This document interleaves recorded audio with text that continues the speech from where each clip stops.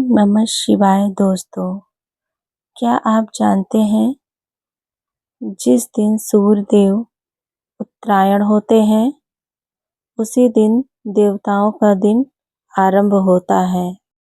आज हम आपको सुनाने जा रहे हैं मकर संक्रांति की पावन कथा, जिसे सुनने मात्र से जीवन में सकारात्मक ऊर्जा और पुण्य की प्राप्ति होती है। कथा आरंभ करने से पहले मन, वाणी और हृदय को शुद्ध करें और प्रभु का स्मरण करें। मकर संक्रांति एक त्योहार नहीं बल्कि अंधकार से प्रकाश की ओर जाने का मार्ग है। आइए सुनते हैं मकर संक्रांति की एक दिव्य कथा। मकर संक्रांति की पौराणिक कथा जो इस प्रकार है। ओम नमः शिवाय दोस्तों, आज हम आप सभी को मकर संक्रांति की पावन कथा सुनाने जा रहे हैं, जो केवल एक पर्व नहीं बल्कि धर्म, त्याग, दान और आत्मशुद्धि का महान संदेश देती है। सूर्य देव और उत्तरायण का रहस्य। प्राचीन काल से माना जाता है कि जब सूर्य देव धनु राशि से निकलकर मकर राशि में प्रवेश करते हैं, तब से उत्तरायण का आरंभ होता है। यह समय देवताओं के लिए दिन और असुरों के लिए रात्रि माना गया है। उत्तरायण को अत्यंत शुभ इसलिए कहा गया है क्योंकि इस काल में किए गए जप, तप, दान और पुण्य कर्म का फल कई गुना बढ़ जाता है। तो दोस्तों, कथा की शुरुआत करते हैं। सूर्य देव और शनि देव की कथा। सूर्य देव की दो पत्नियां थीं, संध्या और छाया।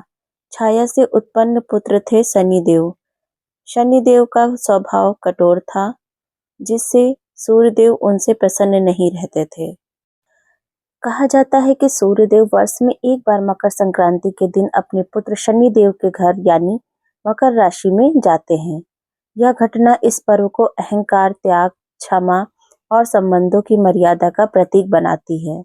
इसी कारण इस दिन कड़वाहट छोड़कर मीठा बोलने, तिल गुड़ खाने और खिलाने, बैर भाव त्यागने की परंपरा बनी है। तो अब जान लेते हैं दूसरी कथा के बारे में, जो है भीष्म पितामह और मकर संक्रांति के बारे में।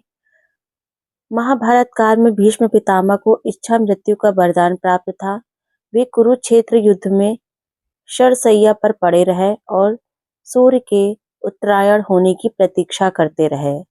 जब मकर संक्रांति का शुभ दिन आया, तब उन्होंने अपने प्राण त्यागे। इस कारण मकर संक्रांति को मोक्ष देने वाली तिथि भी कहा गया है। अब जान लेते हैं दोस्तों गंगा अवतरण और दान के महत्व।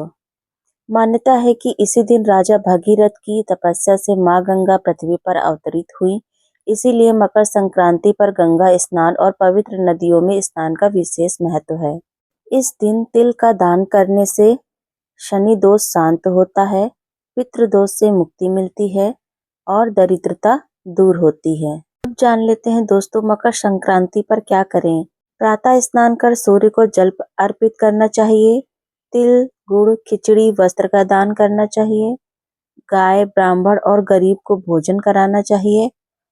ओम घृणी सूर्याय नमः मंत्र का जाप करना चाहिए। तो दोस्तों मकर संक्रांति हमें सिखाती है कि अहंकार छोड़कर संबंध निभाएं, दान करें और धर्म के मार्ग पर चलें। यही सच्चा पुण्य है।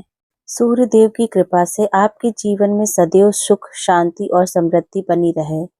यदि यह कथा आपको अच्छी लगी हो तो इसे अपने परिवार और मित्रों के साथ साझा करें और ऐसी ही पावन कथाओं के लिए हमारे चैनल से जुड़े रहें। अगर आपको वीडियो अच्छी लगी हो तो प्लीज़ मेरे चैनल को लाइक, शेयर एंड सब्सक्राइब करिएगा और बेल आइकन जरूर प्रेस कर लीजिएगा ताकि आने वाली वीडियो आप तक आसानी से पहुंच सके। Thank you. Radhe Radhe. Her her Mahadev.